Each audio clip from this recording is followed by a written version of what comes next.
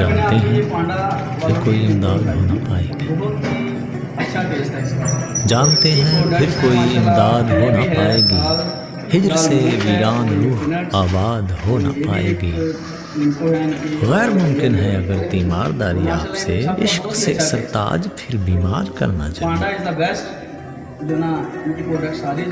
खूबरूओं को कोई ये इत्तला कर दे कि अब चश्म की तलवार से यूं वार करना जुर्म है।